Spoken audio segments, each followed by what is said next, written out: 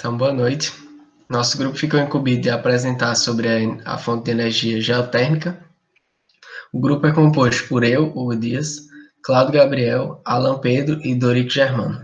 Então, primeiro, vamos começar com a definição. A energia geotérmica é oriunda do calor proveniente da Terra, mais especificamente do seu interior. Então, se pegar a crosta terrestre e for cavando bem profundamente, a partir de um certo momento, consegue-se ter temperaturas bem elevadas que vão ajudar na produção de uma energia. Essa temperatura elevada, como a maior parte das usinas, ela funciona para aquecer um fluido que vai fazer o motor rodar e gerar energia elétrica. Então, a geotermia é armazenada como calor sensível ou latente, convertida em energia mecânica e, posteriormente, em energia elétrica, com grande diversidade de aplicações. Então, aí podemos ver que existem 3 etapas para essa conversão de energia. A primeira, a energia no seu formato de calor. A segunda, ela é convertida em energia mecânica, porque ela vai aquecer um fluido que vai fazer um motor rodar, um gerador, né, no caso. E depois, esse gerador vai transformar em energia elétrica. Então, essa primeira parte, que é a do calor, ela pode atuar em duas vertentes, que seria o calor sensível e o calor latente. Então, só relembrando o conceito da física, né?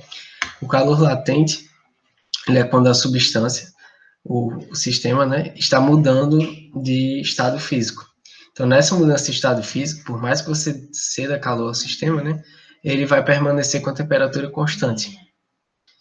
Já o calor sensível é diferente. Quando você cede calor para o sistema, a temperatura dele aumenta. Então agora vamos para um panorama mundial, né? Nesse gráfico aqui, que foi tirado da Associação Internacional de Energia Geotérmica, né? Primeiro, esse de azul, verde meio azulado, é para os países que têm o uso direto da energia geotérmica e também a produção de energia elétrica.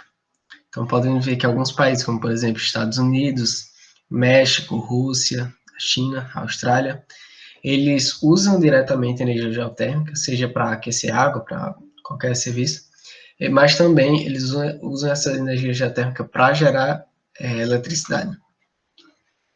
Os outros, aqui que estão de verde claro, eles se referem a países que somente utilizam diretamente a energia geotérmica de uma forma direta. Então, tem o Canadá e, dentre eles, o Brasil. E, por último, aqui, de azul, claro, tem os países que só produzem energia elétrica.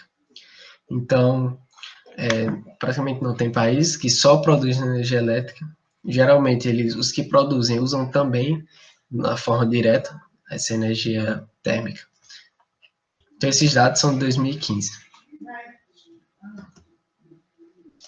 Então, a produção de energia elétrica global, ela é liderada, esses dados de 2015 também, da Associação Internacional de Geotérmica, é liderado pelos Estados Unidos, que possui cerca de 3.500 megawatts, né, de potência anual. E em seu segundo lugar tem as Filipinas, depois Indonésia, México e Nova Zelândia. Então, pode-se ver que do primeiro lugar para o segundo, né, tem uma discrepância bem acentuada dos Estados Unidos, que conta com 3.500 megawatts, e as Filipinas com cerca quase 2.000 megawatts. Mais. Aí, olhando tudo isso, como é que fica a situação do Brasil, né? Então, o Brasil, ele infelizmente não possui usinas geotérmicas e nem plantas. Nós vamos ver aqui o porquê, né? Bom, aqui primeiro o fluxo geotérmico no Brasil. Essas regiões de vermelho indicam as regiões que atingem as temperaturas mais elevadas, né? Então podemos ver que aqui próximo é o Ceará, essa parte a região centro-oeste, a região sul do Brasil e um pedacinho do norte. Essas regiões atingem temperaturas bem elevadas, mas não o suficiente para realmente ter uma geração considerável de energia geotérmica no país. Isso também se deve a questões localizações geográficas, que o Brasil não vai ser falado posteriormente mais sobre isso, mas por questões geográficas o Brasil não tem um potencial muito grande desse tipo de energia. Então, esses dados aqui são do IBGE de 2010.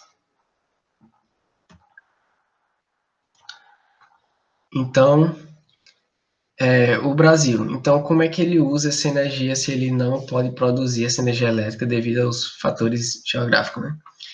Então, o Brasil ele tem o uso direto de energia geotérmica. Esses dados aqui são de 2015 e também são da Associação Internacional, né?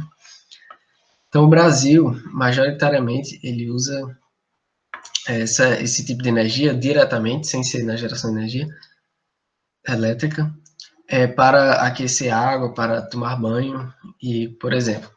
Então, a potência instalada no Brasil é de 360,1 megawatts e o uso anual de energia é de 6.545,4 gigawatt-hora.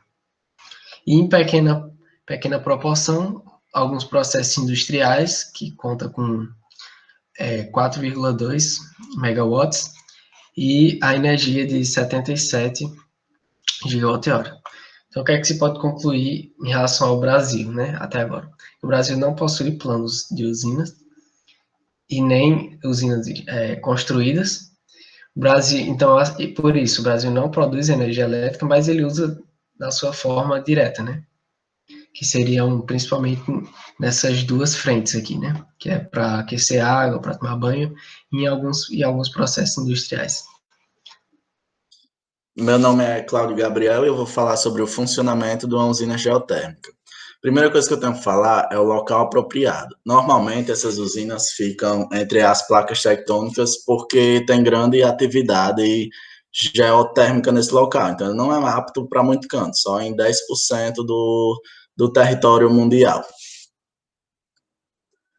Bom, quanto ao tipo de usina geotérmica, existem três principais, que são a usina de energia geotérmica a vapor flash.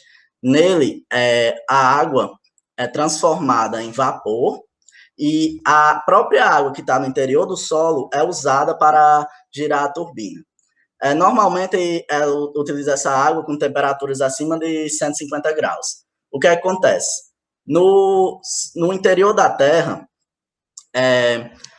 a água está sob alta pressão porque ela tem uma certa camada, uma certa parte da crosta terrestre pressionando ela, fazendo com que a pressão dela seja maior do que na superfície. Quando se perfura ela, faz com que a própria água consiga escoar pelo cano e subir sozinha. Nesse processo em que se coloca o cano e a água sobe, como a pressão atmosférica vai ser menor do que a pressão do interior, ela já vai ter uma certa quantidade de vapor. Mas durante esse processo, ela passa por esses canos. Aqui é a bomba, a bomba não, no caso seria o cano, em um processo em que ele sai espontaneamente, vindo com água e vapor do interior da Terra e indo para esses separadores. O separador, ele nada mais ou menos que faz com que o volume aumente, causando uma diferença de pressão e, consequentemente, aumentando a quantidade de vapor. Esse vapor aqui sai sob alta pressão e ele é aproveitado. Mas o líquido que fica no interior do tanque, ele também é escoado e vai para outra câmara, outro separador, que faz isso de novo, aumenta o volume para gerar diminuição da pressão e gerar vapor, só que esse vapor sai sobre alta pressão, esse sobre uma pressão normal. Depois desse processo, ele entra de novo numa câmara semelhante a essa e sai sobre baixa pressão. Esses três vapores, eles são encaminhados para o gerador ao mesmo tempo. Como você pode ver, tem uma seta que vai do separador para o gerador e tem uma seta que vai do separador para o reator clarificador. A parte líquida que não foi evaporada em nenhum dos três processos, entre esses dois e o outro que vem sobre baixa pressão, ela vai para o reator clarificador, como vocês podem ver nessa imagem.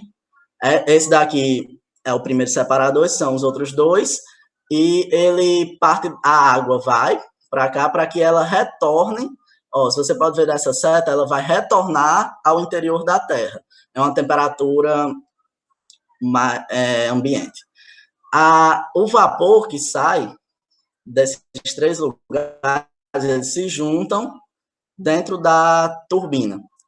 A turbina aproveita a energia proveniente do vapor e acontece o giro dela. Com o giro, ela está conectada a diversos ímãs que geram uma diferença de campo magnético por causa do próprio movimento deles. E essa diferença de campo magnético vai gerar um campo elétrico que vai gerar tensão elétrica.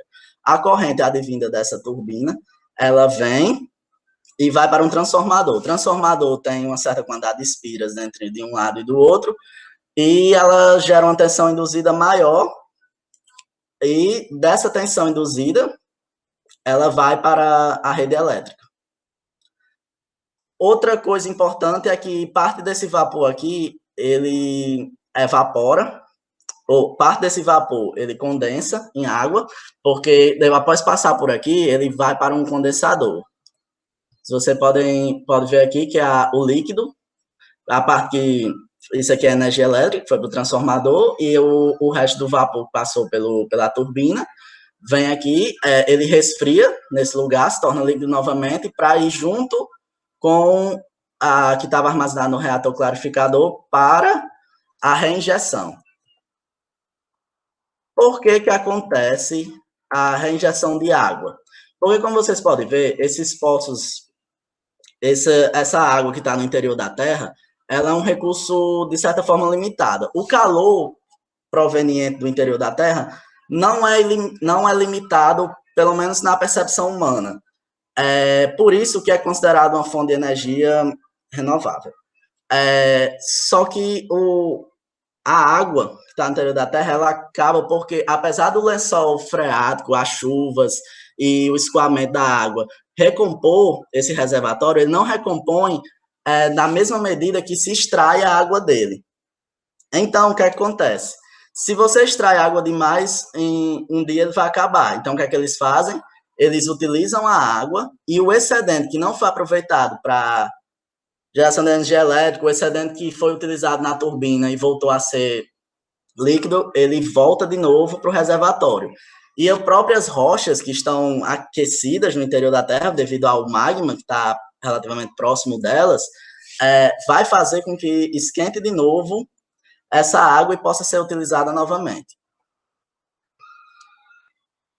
Bom, esse aqui é o segundo tipo de usina geotérmica, é a de ciclo binário.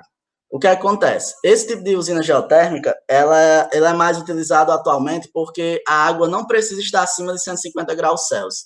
Ela pode estar a 70 graus Celsius para ser utilizada. O que acontece? O vapor de água proveniente do interior da Terra, ele vai entrar e você perceba que ele não está em contato direto com a turbina. A turbina está conectada a esse reservatório e o que acontece? A água quente entra aqui, existe um fluido aqui o ponto de ebulição dele é baixo. Então, o que acontece? A essa temperatura, ele já evapora. Então, o que vai acontecer? A água quente vai passar aqui, vai fazer esse fluido evaporar. O vapor proveniente do fluido é que vai girar a turbina.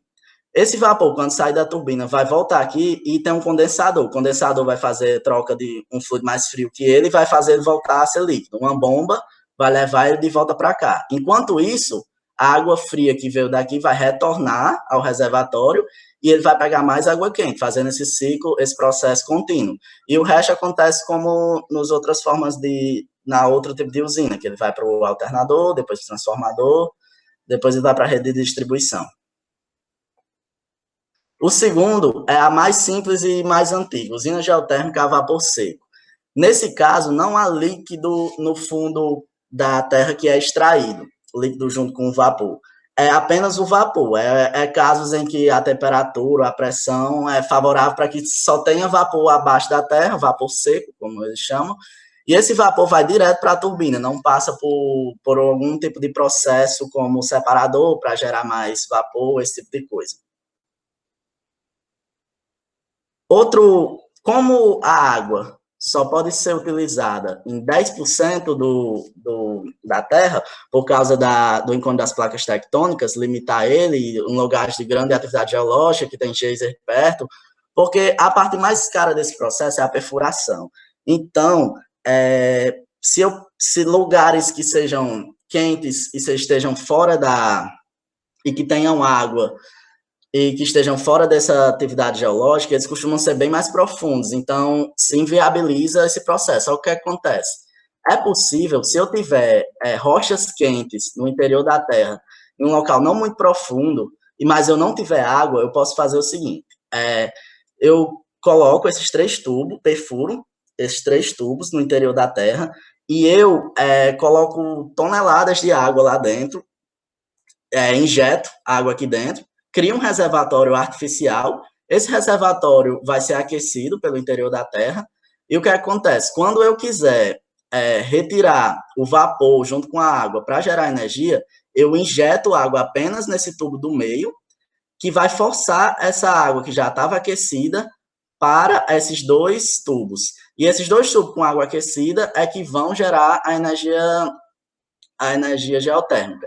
Assim, permite que eu possa utilizar a energia geotérmica em lugares que não favorece isso, ou lugares que não tenha reserva de água subterrânea aquecida o suficiente. Eu posso utilizar isso de maneira artificial. Outro uso para a energia geotérmica, como geotérmica é a energia do interior da Terra, então processos que utilizam esse tipo de energia não necessariamente para gerar energia elétrica, também são considerados. Isso daqui é a climatização geotérmica, muito usado em casas. O que é que acontece?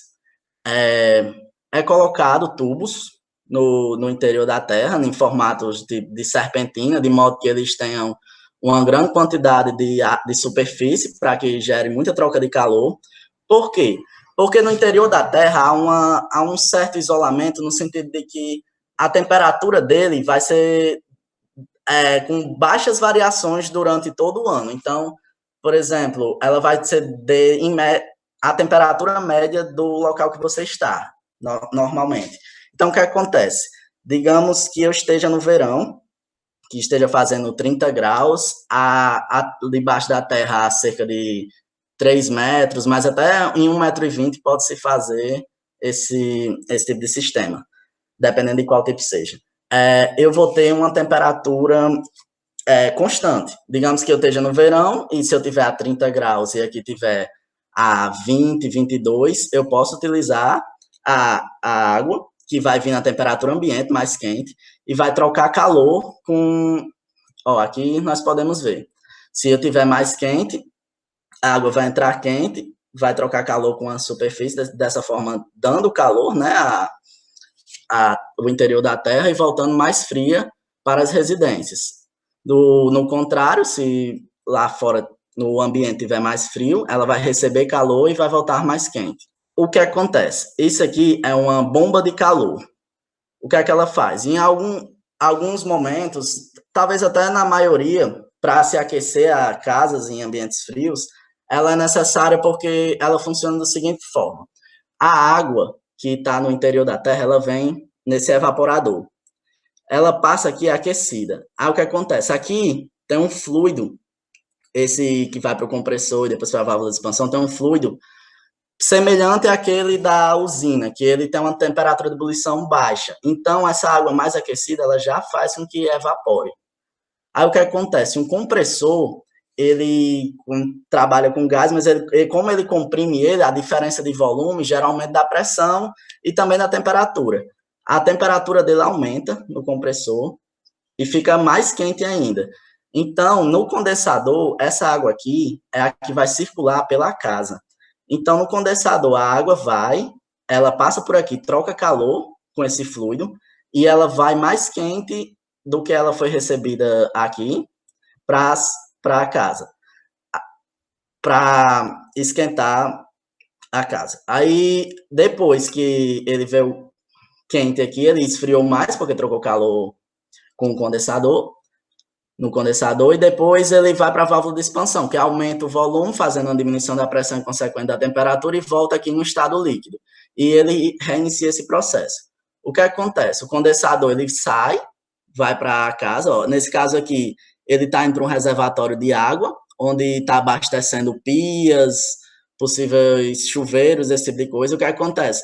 Ele funciona semelhante a uma resistência, esses fios espiralados é para que o calor que está vindo da bomba de calor possa trocar com o ambiente desse tanque, ele vai esquentar essa água e essa água quente vai para o banheiro dessas pessoas. Além disso, parte dessa água que já foi trocada a calor, como vocês podem ver, elas vão aqui pelo piso, para esquentar o piso e para ser uma espécie de aquecedor, nesse caso aqui, que eu vou explicar melhor depois.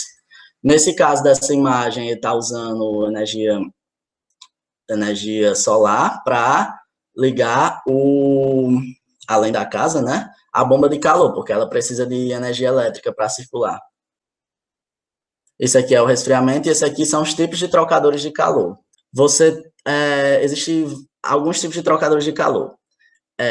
Esses três aqui são isolados. Aí, esse daqui é mais barato, é usado para pequenos e médios locais, considerado pequenos e médios. Ele pode ficar até 1,20 m no solo, mas o ideal seria de 3 a 4 metros. Você literalmente abre um buraco,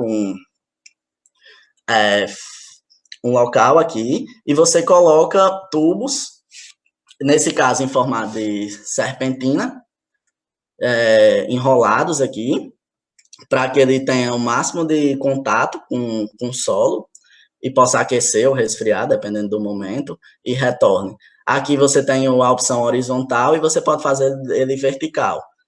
Só que esse vertical, esse horizontal, é próximo ao nível do solo, não é tão distante. Esse daqui é de grandes portes e para locais que você não precisa, que você não tem muito espaço. Por quê?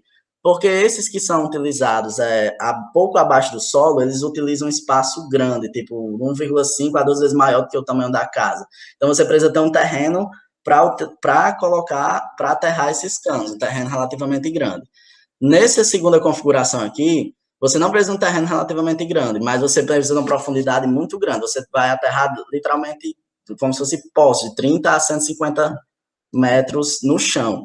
E eles vêm nesse formato aqui de U, a água passa por eles são mais eficientes, apesar de serem mais caros, porque você está fazendo diversos poços distanciados um do outro, para que possa passar esses tubos. Sim, esse daqui ele funciona, esses daqui são fechados, esse aqui é aberto. Se no interior da terra tiver água, você pode utilizar ela fazendo com que a água que está no interior da terra, ela entre aqui e aqueça a casa, ou resfrie, mas normalmente aqueça, e depois ela volta aqui mais fria e retorna diretamente para a água. É uma maneira de utilizar ele, não como um circuito fechado, mas aberto para o interior.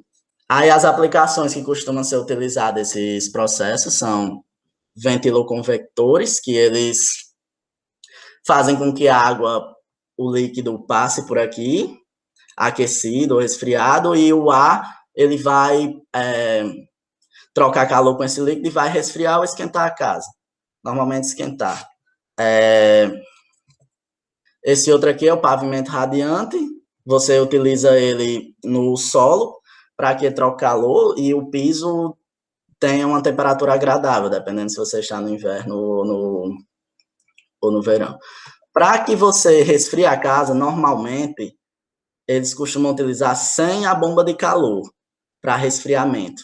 A água entra aqui no terreno, abaixo da terra, ela resfria, e essa água resfriada vai direto para as casas. Só que você pode usar a bomba de calor para resfriar se você usar a água que vem do interior da terra no condensador, e no evaporador você usar a água que vai da casa. Então, ele faria o processo só que inverso, já que a água quente viria daqui, a fria do outro lado, esse tipo de coisa. Bom, essa foi minha parte. Agora vamos ficar com a parte de Dorico Germano. Bom, De antemão, os conhecimentos que já foram apresentados sobre a energia geotérmica, eu vou apresentar aqui os impactos causados pela energia geotérmica. Muitas pessoas se perguntam quais são esses gases que ficam saindo dessas torres aqui. Esses gases são vapores de água, CO2 e ácido sulfídrico, que são produzidos durante o processo principalmente da produção de energia elétrica. Na maioria desses gases é de vapor de água, porém ainda a presença de ácido sulfídrico e CO2. Esse é um grande impacto causado pela energia geotérmica na natureza. Outro impacto causado é a poluição sonora. Por que a poluição sonora? A poluição sonora é causada devido ao período de perfuração. Quando vai se fazer a perfuração das tubulações no solo, acontece que muitas máquinas pesadas são usadas nesse processo. E essas máquinas acabam causando muitos ruídos a pessoas que vivem próximo às fábricas da produção da energia geotérmica.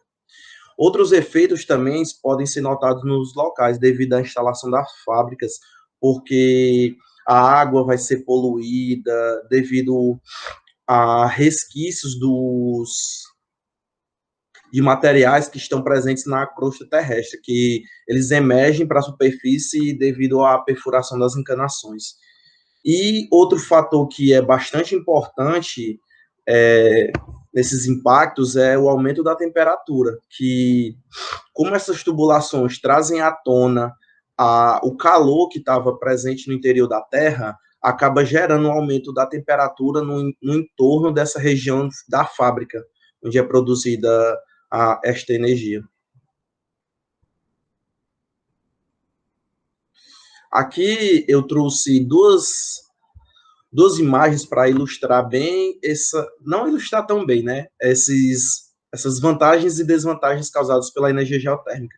Aqui é um geyser que está aflorando vapor de água para a atmosfera, que aqui o arco-íris, para dizer que é uma coisa bonita e tal, e aqui é um ambiente fabril, que mostra tubulações e o mesmo vapor que eu já citei anteriormente. Essa imagem aqui foi em uma usina na Islândia, que, como já foi falado em slides anteriores, é um dos polos de maior produção de energia geotérmica do mundo. Agora eu vou falar um pouco sobre as vantagens. Ela é uma energia limpa e abundante. Ela é limpa porque ela não produz tanta poluição para a atmosfera e para a região no entorno. Porém, ela não deixa de ser uma energia que produza malefícios para a natureza. Ela tem sua determinada, só em consideração à produção, ela é muito pequena. E ela é bastante abundante, pois toda a crosta terrestre, o interior da Terra, ele é aquecido. Só que tem regiões que têm um maior índice e ele é mais próximo à superfície terrestre. Quanto ao espaço das usinas, ele é bastante pequeno, porque não é necessário um grande espaço para produzir essa energia, já que o que vai importar mais são as tubulações que são inseridas na Terra. Você só necessita do local adequado para produzir esta energia. Outro fator dessas vantagens é o baixo custo de manutenção, pois uma vez instalada a usina, você não necessita de muita mão de obra ou de muitos insumos para manter esse local. E é uma energia infundável, porque o interior da Terra ele não vai resfriar, ele vai permanecer sempre quente. Então, é uma fonte de energia, vamos dizer, infinita, no caso. E ela independe do clima da região, pois você vai tratar simplesmente com uma coisa que vem abaixo do solo. Então, coisas como chuva, frio, intemperismo, não vai influenciar em nada na produção dessa energia. É bom para a economia do país, pois desenvolve todo um contexto social e ambiental, pois como ela é uma energia limpa e abundante, ela gera ao país um selo verde até. E desenvolvimento junto com tudo isso. O tempo de retorno dessa energia ele é muito baixo, pois os custos com a manutenção eles são bastante baixos, então você não vai ter muito que gastar para essa energia, você vai ter só a rentabilidade. E o impacto visual nesse ambiente ele é mínimo, devido que a única coisa que vai estar no local é a fábrica em si.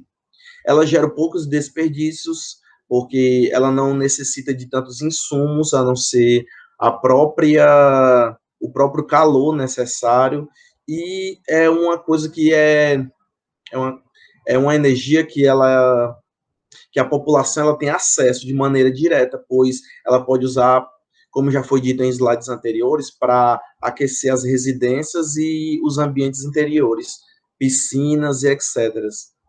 Agora vou falar um pouco sobre as desvantagens dessas energias. Como eu já disse no slide anterior, ela gera vapores tóxicos, principalmente na primeira instalação, pois quando é perfurado, todos os gases que estavam no interior da crosta terrestre, eles vão emergir para a superfície. E isso vai liberar ácido sulfídrico e CO2 na atmosfera, além de enxofre e outras substâncias que estavam no interior da Terra. O custo com a instalação do mesmo é muito elevado, pois durante a perfuração são utilizadas muitas brocas e muitos materiais. A encanação ela tem que ser apropriada para esse local, pois sofre bastante temperatura e pressão no interior da terra. Com relação à construção, também é uma desvantagem, pois você não pode instalar em qualquer lugar, pois necessita das condições propícias para a instalação.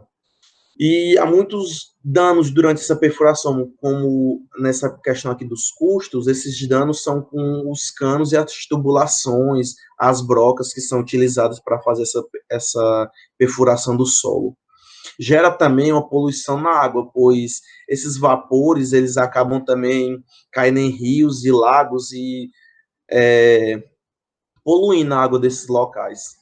A poluição da terra foi um dos fatores que eu achei bastante interessantes falar, porque quando é perfurado o solo, ele acaba se criando brechas e espaços, e esse solo ele vai meio que caindo, sabe, para o interior da terra e acaba ficando um terreno meio desnivelado.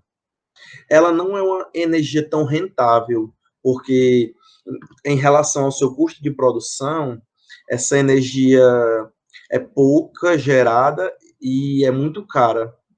E só pode ser explorada naquele determinado local.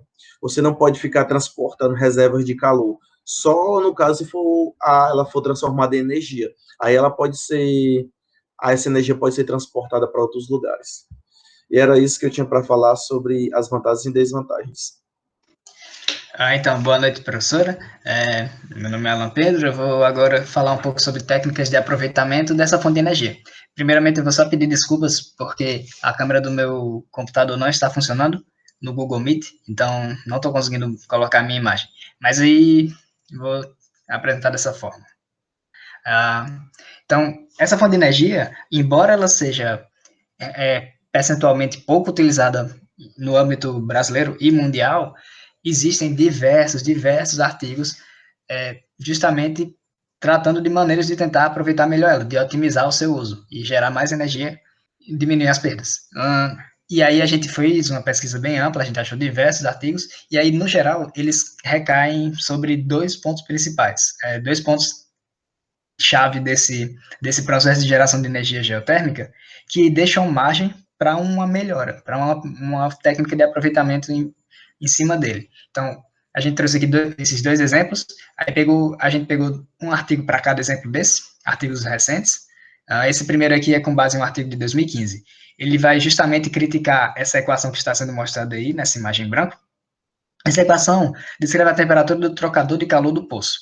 E o que acontece é que a água que vai ser retirada lá do fundo... detalhe, essa equação funciona, ela é aplicável para um circuito fechado em U, que é justamente um dos circuitos que o Cláudio falou na parte dele, que é aquele processo de que a água desce, é extraída do subsolo, passa por todo o processo de geração de energia, depois esfriamento, e depois é devolvida ao solo, formando essa lógica de U, por isso que chama de U. E aí, esse Mohammad Kassé, eu não sei se é assim que se pronuncia o nome dele, mas esse artigo vai justamente apresentar um software que tenta otimizar esse manuseio da temperatura, usando o software EED. Porque o que acontece é que a água que está passando por esse processo, a temperatura dela vai ser influenciada, vai ser perdida. Por exemplo, quando ela é extraída do subsolo, parte da temperatura é perdida. E essa perda de temperatura é influenciada pelo material das tubulações e pelas características das rochas ao redor. Dependendo da base sedimentada, o tipo de rocha que tem maior concentração lá, a massa específica dessas rochas influencia.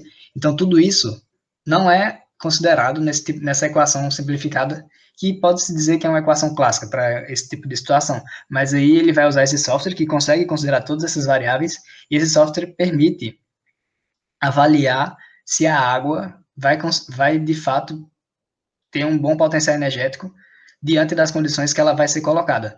E aí ele permite, em outras palavras, fazer um controle inteligente para essa temperatura. Então, essa é a primeira técnica de aproveitamento que a gente vai apresentar, ou seja, não só especificamente relacionada a esse artigo, mas, de modo geral, qualquer técnica de aproveitamento para fazer um melhor controle dessa temperatura e, assim, aumentar a eficiência energética da água. Porque se ela perde muita temperatura, ela não vai ter o mesmo potencial energético. Porque a força do vapor, que é proporcional à temperatura dela, é que vai fazer as turbinas se mexerem e gerar energia. Então, a segunda técnica que a gente vai trazer aqui foi relacionada a um outro ramo de artigos que a gente encontrou, e aí esse artigo que está aí nessa imagem em branco é um exemplo desses artigos que a gente encontrou, que é de 2020, por isso que a gente escolheu ele, mas todos esses que a gente encontrou tratavam desse tema aqui específico, que é a otimização por meio das dimensões dos tubos trocadores de calor. Porque a eficiência desses tubos vai ser diretamente influenciada pelo diâmetro externo deles, pelo diâmetro interno, pelos materiais que ele é formado, pelos materiais da argamassa, pela profundidade deles. Então, esse artigo ele vai mostrar que os efeitos de tudo isso são consideravelmente significativos na eficiência. Então, ele vai trazer diversos estudos tentando combinar todos esses parâmetros de maneira que seja o mais otimizador possível. Para diferentes poços, de diferentes profundidades, sob diferentes condições geológicas, ele vai tentar, esse artigo vai fazer um estudo, que a gente não vai explanar aqui, mas a intenção é só explicar por cima, que as técnicas de aproveitamento giram em torno também das dimensões do tubo. Essas duas áreas aí que a gente tratou, no slide anterior e nesse, ou seja, a parte do controle da temperatura e a parte das dimensões dos tubos, elas deixam grande margem para uma melhora, para uma possibilidade de geração, de criação de técnicas de aproveitamento. Então, por isso a gente trouxe essas duas aqui. A gente achou diversos artigos falando de cada uma delas e pegou os mais recentes e mais, enfim, apenas como a título de exemplo. Então, se puder passar o slide, por favor, agora eu vou tratar de um outro tema, que é a questão dos custos. A gente falou na parte das vantagens e desvantagens a respeito dos custos, mas aqui vamos tentar ser um pouco mais específicos. Os custos de exploração dessa fonte de energia tem duas, pode-se dizer, na verdade ela tem 3 etapas. Primeiro, a gente só falou de 2 etapas. A gente falou da etapa de perfuração dos poços, que é a parte mais custosa, e, por fim, a parte da manutenção. A parte da manutenção é a menos custosa, que é, inclusive, uma das grandes vantagens dessa fonte de energia. É um baixo custo de manutenção, porém tem o custo da perfuração dos poços. Porém, tem um custo que precede a perfuração dos poços. E esse custo, ele é importante.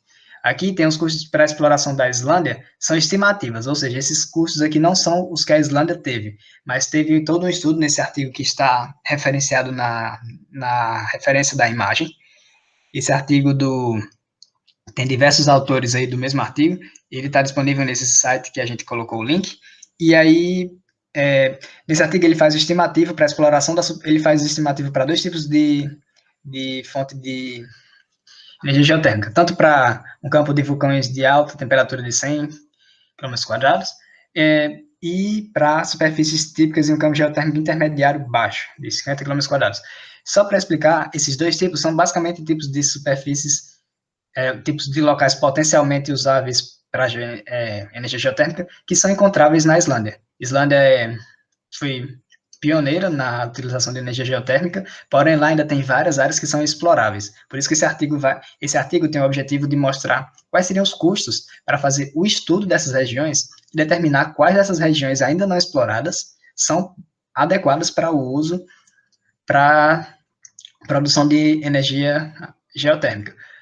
Porque um grande problema que pode acontecer é você escolher uma região geográfica para construir uma usina geotérmica lá e você simplesmente não fazer o estudo devido dessa região. E aí você faz um poço e aí vai ter uma eficiência baixa porque você não estudou previamente e aí tem diversos problemas que você não foi capaz de identificar antes que vão comprometer a qualidade dessa usina geotérmica. Então é por isso que ele faz esse estudo para ver o quanto eles precisariam gastar para conseguir fazer todos esses estudos e avaliar a eficiência dessa região. Então, eles têm que fazer esse estudo de ressonância, estudo da geologia, da geoquímica, estudos geofísicos, e, enfim, ele traz todos esses estudos, ele explica o que é cada um no seu artigo, e ele vê e nota-se que o custo de cada um, nessa tabela aí, no lado direito, dá para ver nas duas tabelas, no lado direito delas, que o custo é altíssimo, se você quiser fazer um estudo efetivo. Ou seja, se você quiser fazer um estudo dessa região que você vai fazer a usina geotérmica, se você quiser fazer esse estudo efetivamente, então os gastos podem ser altíssimos também. Porém, ele vai defender nesse artigo que isso compensa, porque muito pior é você ir para uma região geotérmica ou ir para uma região com potencial geotérmico, não fazer o estudo devido e sair no prejuízo, fazer uma usina que não tem eficiência satisfatória e acaba saindo pior. Os prejuízos vão ser ainda piores do que o gasto que você teria para fazer o estudo preventivo antes. Então, ele traz esses dados aí. Né?